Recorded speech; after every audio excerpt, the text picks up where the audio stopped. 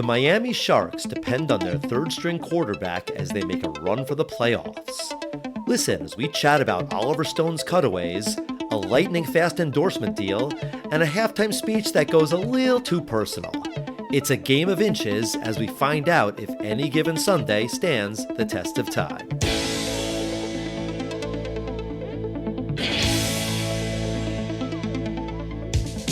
Test of time, James and Alan have their say. Do the movies you love still hold up today?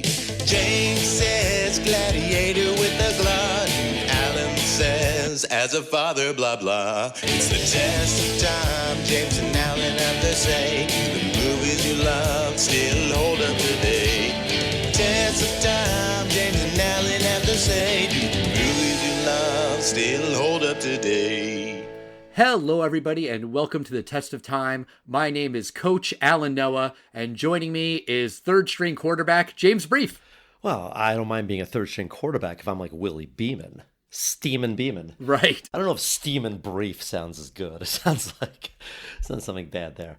Yeah, we need to workshop this. All right, we'll take this offline. We'll think about it. We will come up with a good football nickname for you. And we're talking about Any Given Sunday this week because Super Bowl Sunday is this Sunday, if you're listening to the episode right away, as you should be. And I'm not really a big football fan in general, but I look forward to Super Bowl really mainly because it's just an excuse to eat a ton of wings. And I love wings. And also the chips and guac, quite frankly. For me, when I was a kid, the Super Bowl, I didn't care at all, except for those rare years that the Giants were in it. As a kid, it was a way to kind of get together with the other kids. It was like a reason to have a party and like a pizza party and run around crazy in some poor parent's basement and destroy it. Sure. But later high school and college and medical school years, I think I was really into it because of the commercials. Oh, sure. In the last 10, 15 years or so, I've become a very big football fan. So I genuinely care every year about the NFL, and I really like it. It's an action-packed game. Sometimes. When we were kids, it used to be complete blowouts, but anecdotally, I feel like the Super Bowls are a lot better than they used to be when I was a kid. They used to be like 53-12 games, and they were kind of really dumb. Well, last year was very close. It went into overtime. It was very exciting. And that crazy overtime ending of that game is why I won the boxes thing that I entered. I won first prize last year. I won $500. It was awesome. That's never happened to me before. I think I threw in 20. I bought 2 boxes, and to walk away with 500, that was really cool. That is awesome. The only thing about the Super Bowl that sucks is it's just not as cool as the Pantheon Cup, which is the fictional version of the Super Bowl in Any Given Sunday. I'm not going to lie, it took me a little bit to catch on that that's what it was, because in this movie, they did not get the approval from the NFL, which is why all of the team names are made up. At one point, they do mention the Dolphins, that the Miami Sharks play in the same town as the Miami Dolphins. And so the NFL does exist in this world, but the movie's about the AAFA, I think, some made-up league, and instead of the Super Bowl, they have the Pantheon Cup. Oh, I totally didn't get that. I had no idea that line was there. I thought that this is supposed to be a placeholder for the NFL. No. Because this movie really talks about some of the bad shit in the NFL, the NFL was like, yeah, we're not letting you use our team names and stadiums and logos and all of those things. And honestly, I understand why from the NFL's point of view. So then they kind of had to make up all of these other team names, and they couldn't shoot in any NFL stadiums. I think actually the NFL didn't really want there to be NFL players in this movie. That they couldn't really control, and there are a lot of cameos and roles, not even cameos. There are characters in this movie played by real NFL stars and coaches. They were former, like Lawrence Taylor. He wasn't right. actively playing football at the time. But I think he's great in this film. I think the cast in this film is unbelievable. Jamie Foxx is relatively new, and eventually he's an Academy Award winner. Well, he was known for being on In Living Color. Yeah. So he was a comedic guy. This is where he started doing drama. Exactly. But LL Cool J's in this, and Jim Brown is in this. There's a lot of really good performances in this movie. Yes, yes. But for anyone who hasn't seen Any Given Sunday, it's about the Miami Sharks, a fictional professional football team. Coach Tony D'Amato is past his prime, and he knows it, and everyone else knows it too. The Sharks star quarterback, Jack Cap Rooney, is injured, and so is the second-string quarterback. Third-string quarterback Willie Beeman is nervous and unprepared, and he doesn't like executing the plays that he's supposed to. Meanwhile, team owner Christina Pagliacci is looking to move the team to Los Angeles, and the unethical team doctor is allowing linebacker Luther Shark LeVay to continue playing, even though another hit could kill him. As Beeman tries to find his place on the team, D'Amato struggles to get everyone to play together and to fight for every inch. That's right. So this movie came out in 1999. I remember seeing it in the theater with my dad, and I think a lot of other people saw it in the theater too, right? This was a big hit. It was a hit. It opened on December 22nd, 1999. It opened at number one with $13 million. That's always a very crowded area around Christmas time. But it had a $55 million budget, wound up grossing $75 million domestically, $100 million worldwide. While these box office numbers aren't screaming, enormous blockbuster, it certainly made money. It's Oliver Stone. We have not reviewed an Oliver Stone film yet, have we? We have not. I had Natural Born Killers on the list last year because it was the 30th anniversary, and I could have sworn that you had said, I've never seen Natural Born Killers and I've always wanted to. And then I was like really excited. I'm like, James, it's the anniversary. We finally get to watch that movie you really want to see, Natural Born Killers. And you were like, I don't want to watch that. Isn't it violent and disturbing and depressing? I've only seen that movie once, but it was all of those things. And I don't blame you for not being in the right mindset to watch that movie, because it's tough. The subject matter is tough. Maybe it was right after another film that had kind of like, look, I need to watch a happy film. Can we just watch something stupid that we could either rip apart, or can we watch a comedy? I think that's what it was. And I totally get that. That's completely fair. But yes, this is the first Oliver Stone movie we have talked about on the podcast. Although, to be clear, I mean the first movie directed by Oliver Stone. Because Oliver Stone did write Conan the Barbarian, and he wrote another movie starring Al Pacino that takes place in Miami, where Al Pacino plays a guy named Tony, Scarface.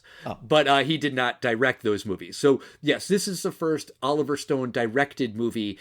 And the way that Oliver Stone directs this movie, with all of the cutaways, I fucking hate it.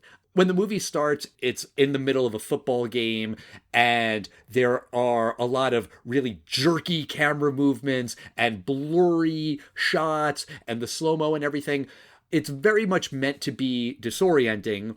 That's fine, because you got to imagine if you're playing football in an NFL game, that's going to be super disorienting. And that's really what he's going for. It works. It's effective. But then some of the things are extra bizarre. At one point, like, one of the guys runs into the sidelines and there's like a tire squealing sound effects, like a car crash. That just kind of takes me out of it. And then there's all these shots of the clouds and lightning, and I get what he was going for, but in the beginning it was jarring, and then I kind of think it even gets worse as the movie goes on. I love these cutaways, but I will say that with the caveat that I get why it's not for everyone.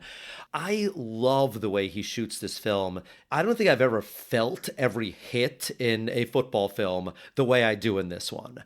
I kind of cringe on them. He does a lot of handy cam, and I feel it. I don't really remember this, but apparently around this time in 1999, the way that football games were shot for television, it was basically just a wide shot of the field, and they didn't have those cameras that, Sky go cam. right behind the cameras that go right behind the quarterback and show you what it's like to be on the field and really get you closer to the action. So the way that Oliver Stone shoots the football, that was like a big deal in 99. Now you're kind of more used to seeing more of these kinds of shots when you watch a game on TV.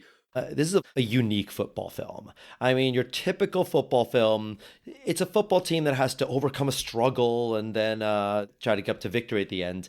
This film is really about every single player on the team, from the struggles of the quarterbacks and your typical veteran versus rookie, and the linebackers and tight ends that have to make sacrifices for their contracts or not make sacrifices for their bodies, to the doctors on the team, the two different doctors there. It goes even higher than that to the coach and the owners, and then there's even her boss, the commissioner. And you kind of get this feeling that even the commissioner is kind of tied down by TV rights, and it's just an amazing levels of football that is never shown in my experience in any other film. You're right. There is a lot of stuff in this movie beyond just the quarterback finding his place, and I think that it's really interesting the way that the movie goes there as it addresses CTE. Remember, 1999, that's not what people were talking about. People were not talking about the way that NFL players were seriously endangering themselves by taking hit after hit after hit to the head. The conversations about racism in the game that Willie Beeman brings up, I'm not a huge football fan, so I don't know if that was really being talked about a lot in 99. And this movie talks about that. The thing that frustrates me, though, is that I felt like the movie dips its toe into a lot of these areas. It piques my curiosity, and then the movie just runs away from these things and drops them and doesn't really get into it, like really roll up its sleeves and explore some of these things. You're not wrong that it's interesting that the movie brings it up. I just wanted the movie to go more in depth with a lot of these things. I'm not sure I entirely agree. I agree a little bit. I agree that there's only a little bit about each of these stories. Willie Beeman, he said he drops like 6 rounds in the draft because of some NCAA violation, which also doesn't stand the test of time because players can get paid now. So back then it was a ridiculous system where colleges and everyone was making millions and millions of dollars. EA Sports, I have a game called EA College Football 2000 or something, probably at the GameCube or something, but the players got nothing. And if a player was bought like a sandwich, I mean, they would get kicked out of their college and like lose their scholarship. Willie Beeman, he had a very typical story where in this case he accepted a suit, I guess, from a booster. Yes, it was a suit. He doesn't get kicked out, but like he's deemed as a troublemaker, and which he is. He's a hothead, but that reputation follows him because of this very public thing that happened to him, and he dropped 6 places. Right, and Beeman then talks about how he was punished not just because he accepted the suit, but because of racism, and he was deemed a troublemaker when he wasn't. It was just because the white coach didn't want to have a black quarterback. And he talks about how, sure, there's so many black players in the NFL, but not a lot of black quarterbacks, and even fewer black coaches, and 0 black owners. And he's right. This is a systemic problem in football. There's more diversity now in 2025, but a lot of the things that he's complaining about are still relevant. But has improved. There are several African American owners or part owners of teams. So okay, but I mean, it's things like saying things like this that maybe people don't know. I think that might be the first time I ever heard that. Beeman sort of accuses Tony of being racist, and Tony brushes that off, and we don't really get the sense that he is a racist character, but there were still elements to me of a kind of white savior narrative. I've talked about it a million times on the podcast before. This isn't the most egregious white savior movie we've done on the podcast. There are movies that are far, far more blatant about it. But if you think about Beeman's arc in this movie, he comes in as a hothead. His main problem is that he's not listening to the coach. He's not respecting his other players.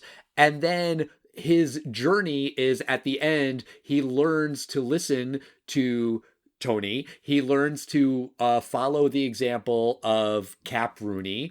And he really just learns from the wise old white guys.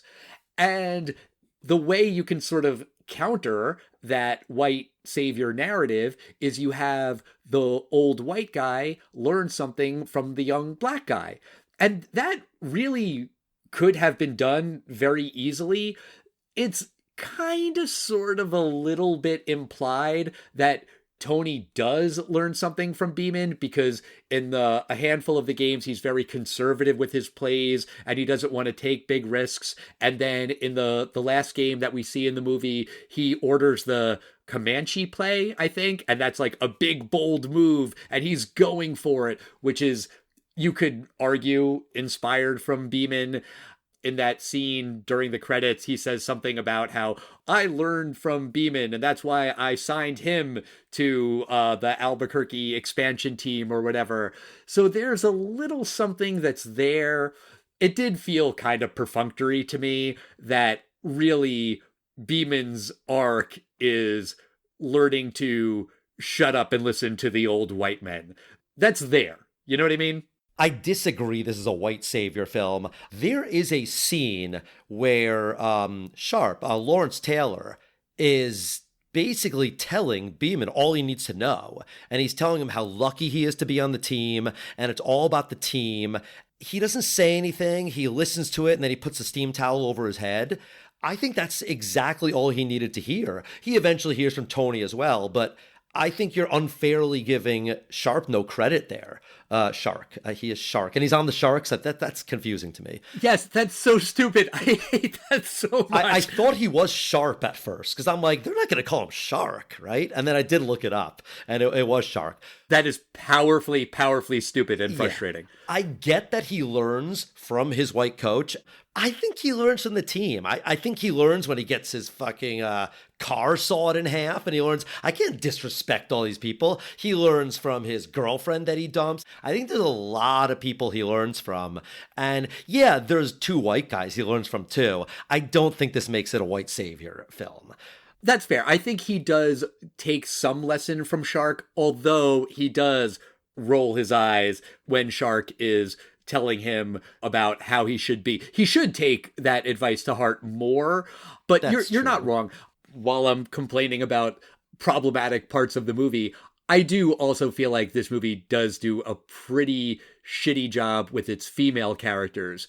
Christina Pagliacci as team owner is really efficient.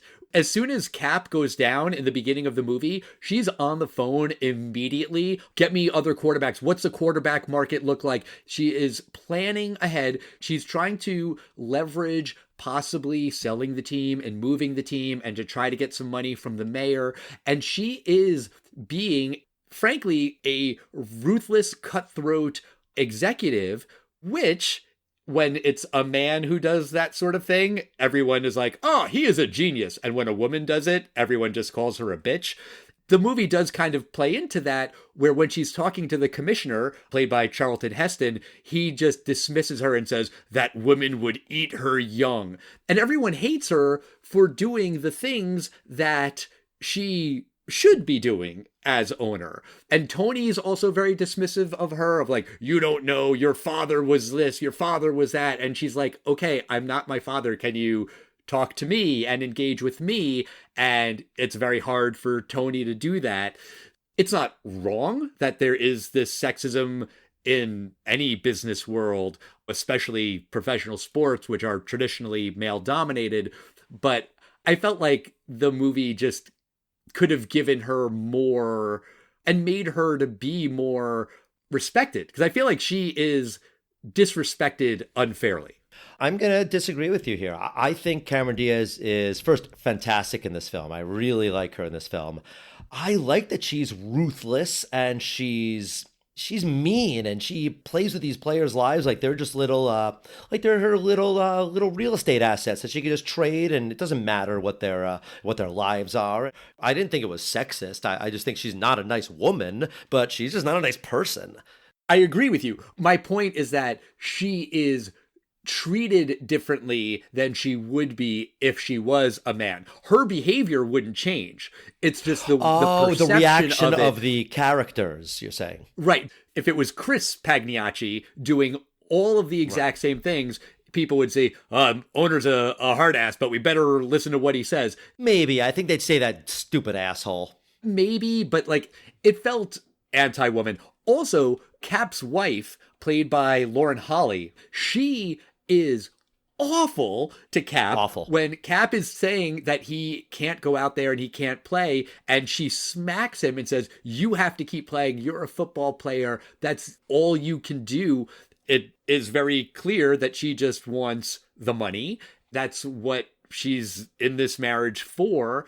And maybe that's true of some wives, but we don't see a wife or a partner that's a counterbalance to that. Kind of, sort of, Beeman's girlfriend. She leaves pretty early in the movie. She's justifiably pissed because Beeman doesn't really include her in his fame and his, rise to superstardom. She's not a bad character. I felt like what the movie was screaming for was to see Shark's wife sort of be the antithesis of Cap's wife, where she would tell Shark, please, God, stop playing. I don't care about the $1 million bonus. I don't care about the money. I care about you. I love you. I don't want you to get hurt. You do kind of see her in the stands, but she's not a character. Like, she doesn't really have any dialogue.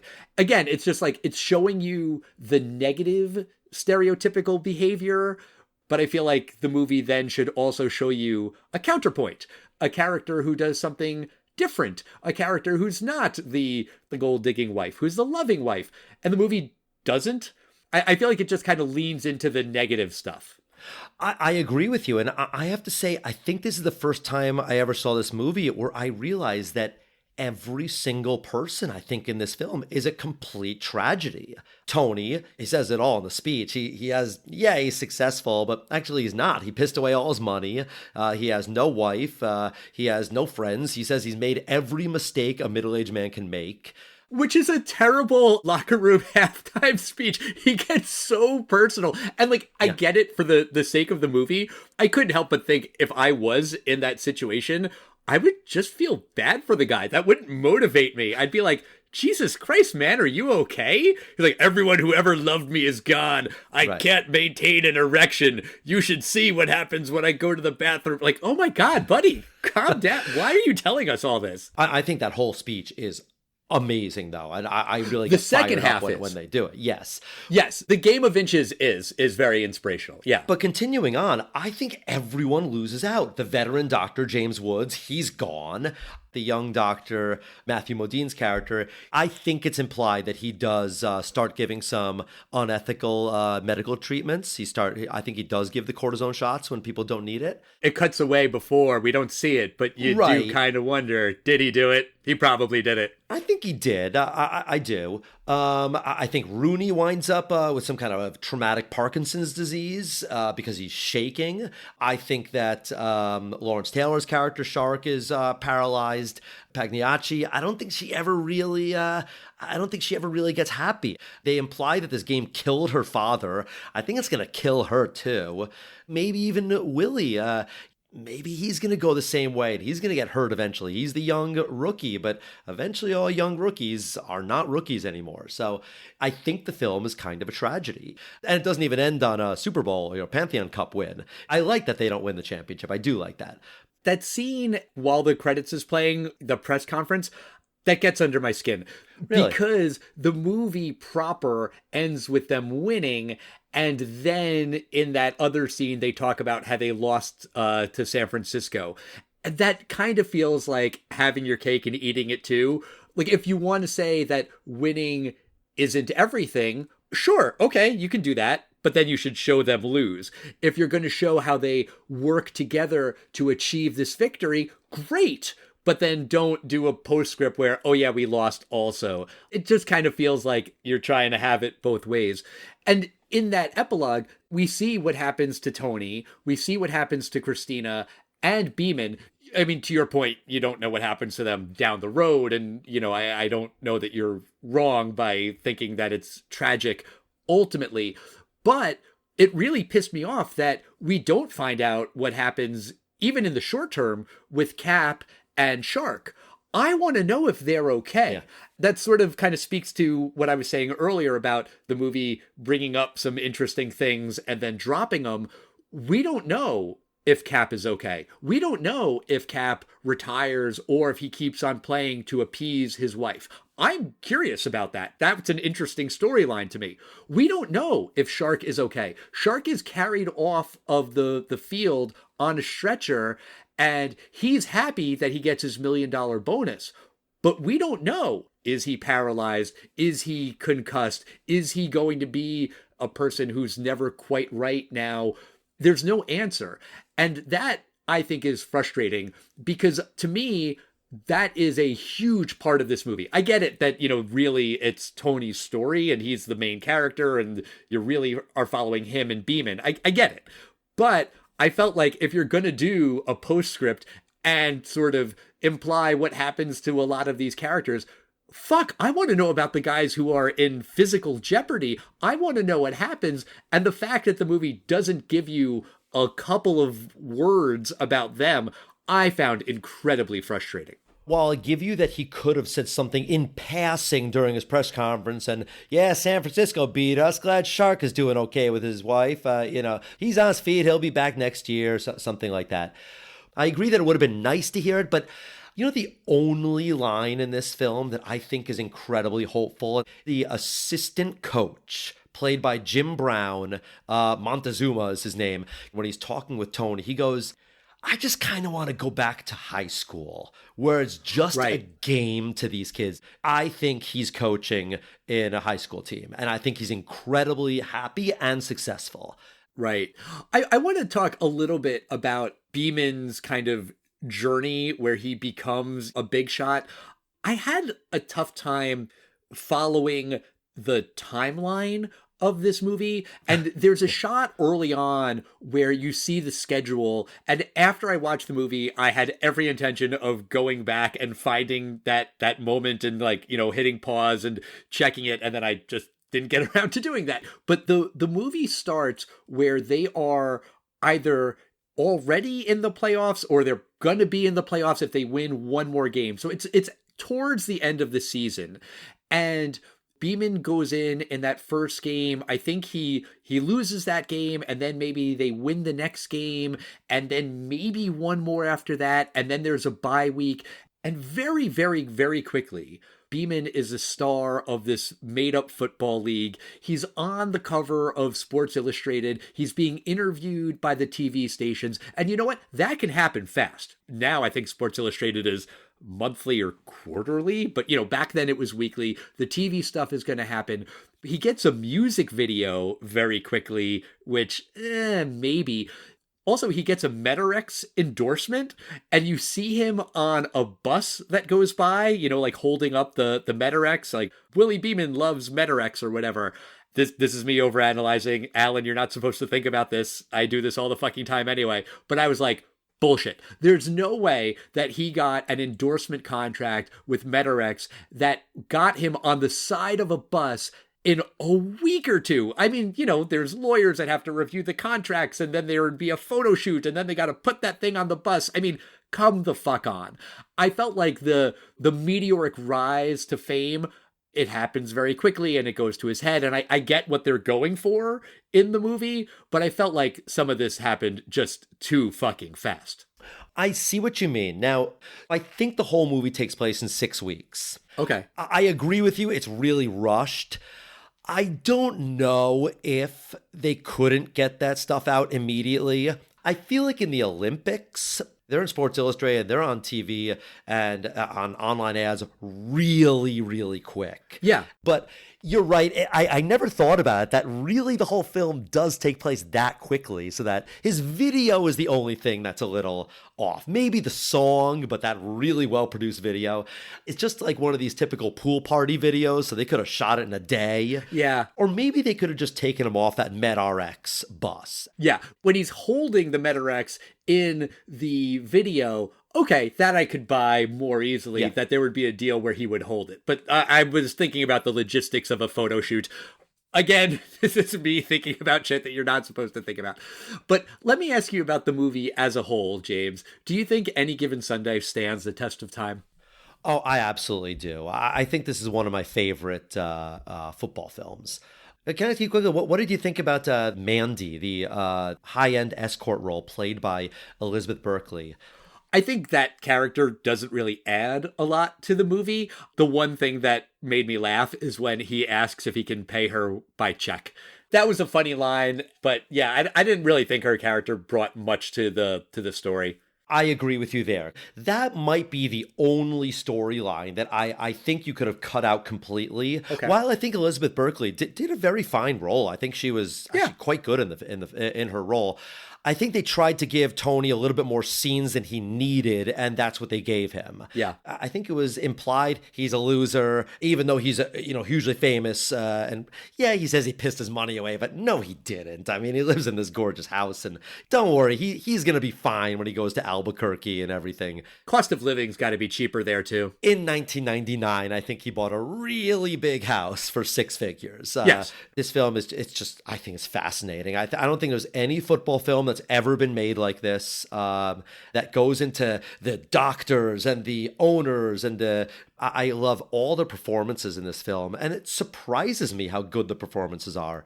Another gem we didn't talk about, John C. McGinley. Oh, yeah. He's great in this film, and it's also implied that Tony had to pay him a huge settlement for shoving him down, and this stuff happens. I like James Woods' character. He's this despicable orthopedist who's completely bending all ethics, and I'll bet that happens, and just the tragedy of a lot of these characters is fascinating to me. It's not a perfect film. It might be a little bit too long, and I will give you some of the quote-unquote artsy shots that Oliver Stone does.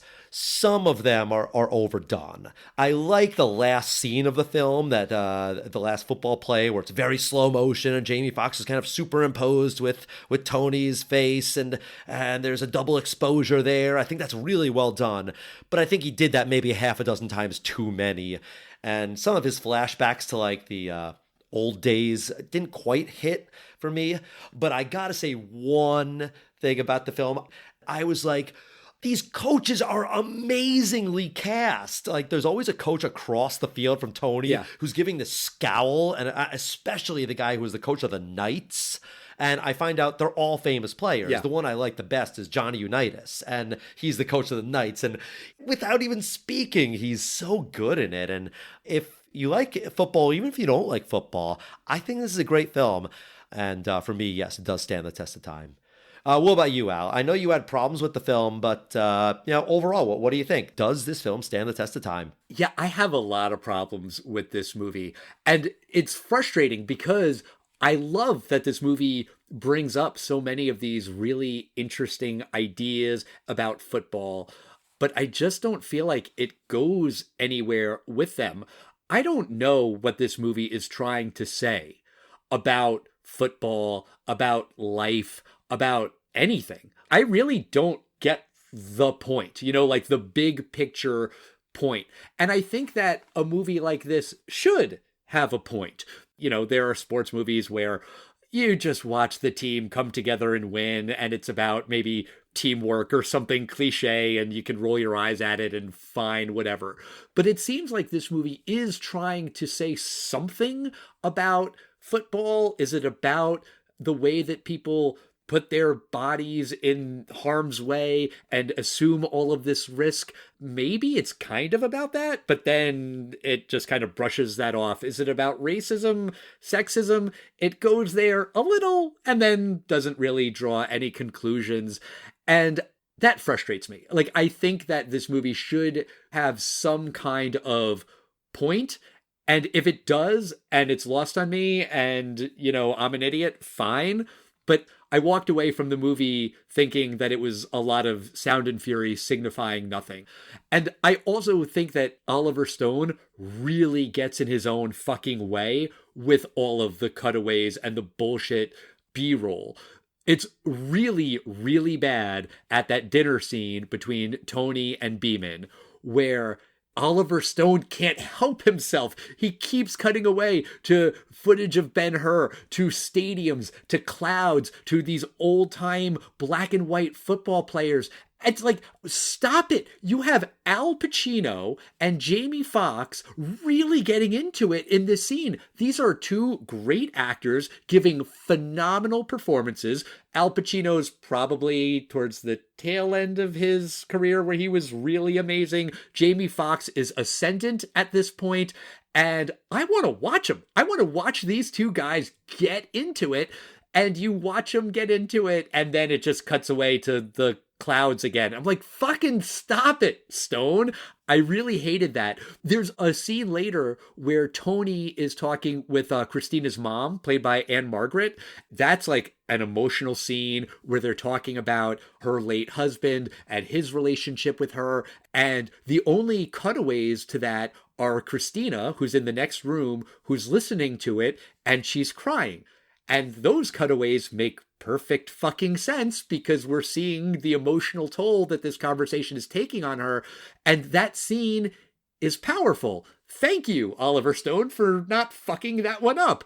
Even the that halftime speech at the end of the movie, The Game of Inches, that's pretty damn good. He doesn't fuck it up too much, but there are some weird shots where it cuts to Tony's face while he's not speaking, but you hear him speaking. You know, he's just making the serious face, and that's fucking distracting as fuck. There's no point to that.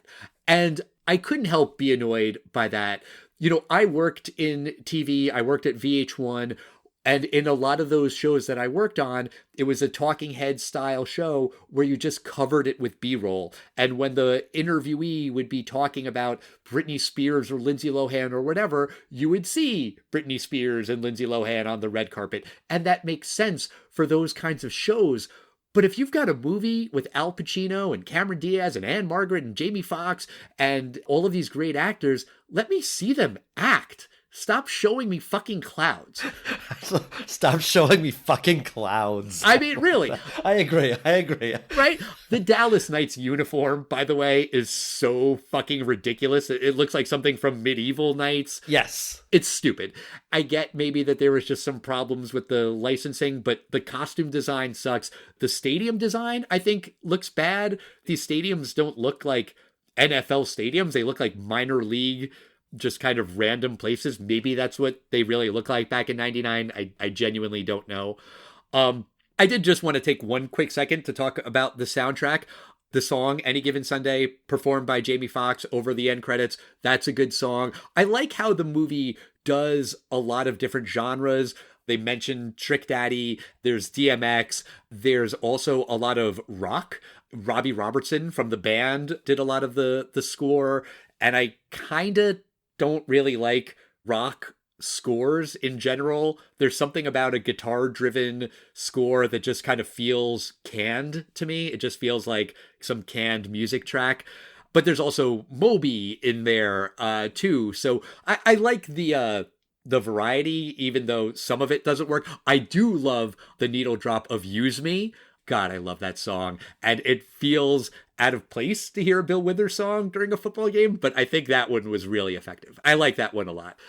Overall, I'm going to say that the movie does not stand the test of time, just because I think that if you made a movie about football today, you would bring up a lot of the same things that you see in Any Given Sunday, but the modern movie would go deeper. It would talk more about the concussions, the racism, the problems that exist in this sport. If it was going to go there, it would go there really. And I think this movie does a disservice to what it's trying to serve by letting a lot of this shit go when it's a 2.5 hour movie. You know, if you're not going to address all of those things, that's okay. But maybe pick, I don't know, 1, 2, 3 and really kind of dive in. And I think this movie just falls short. Here, I'll use the analogy that Tony uses. If life is a game of inches and football is a game of inches, this movie comes up a few inches short. So I'm going to say it doesn't stand the test of time. I like that analogy. Oh, thank you.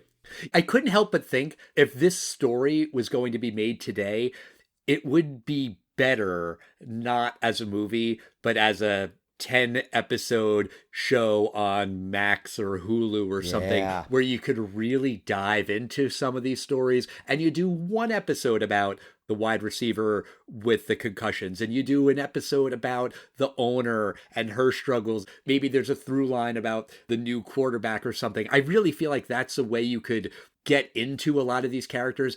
Also, Absolutely. maybe I'm biased because I really like Ted Lasso. That was a sitcom and more lighthearted.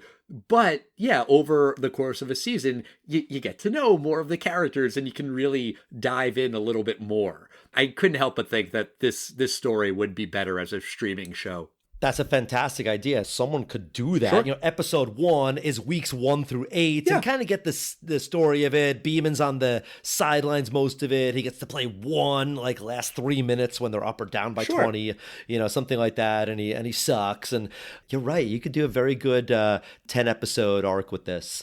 I mean, even Friday Night Lights, that wasn't a streaming show, but over the course of a season, you get to spend more time with the characters and you can go a little deeper. Did you watch Friday Night Lights, the series? Yes. I don't think I've ever seen the movie, but we watched all 5 seasons. I've seen the movie, and that it's all based on, I think it's based on a Sports Illustrated article, if I'm not mistaken. That would be very interesting to do that one time, because to compare what they compress into a 2-hour movie versus 4 seasons or so. 5. Let's do Friday Night Lights next year, 2026 Super Bowl weekend. I'm totally into that. Cool. That's going to do it for us this week. Next week is episode 450. It's also our Valentine's Day episode, and we have a very special returning guest. Courtney Noah is coming back on the show to talk about Little Shop of Horrors. James, I gotta tell you, I am so excited to talk about Little Shop of Horrors. I love this movie. Courtney loves this movie. It's a great movie to do for episode 450 for Valentine's Day. I'm chomping at the bit to do this episode. I can't wait. I have not seen that movie in many, many decades. Little shop of horrors. That's all I remember. All right, well, I am very excited for that. In the meantime, we want to hear your thoughts on professional football, on made-up football leagues, on the real-life Super Bowl, what you like to do at Super Bowl. We are at Testing Time Pod on Facebook, X, Instagram, and Threads. Find us on YouTube, by the way. You can listen to the show on YouTube. People comment a lot. Keep those comments coming on YouTube. We love it. And yeah, we will see you next time, everybody, for episode 450. Woo! See you next week.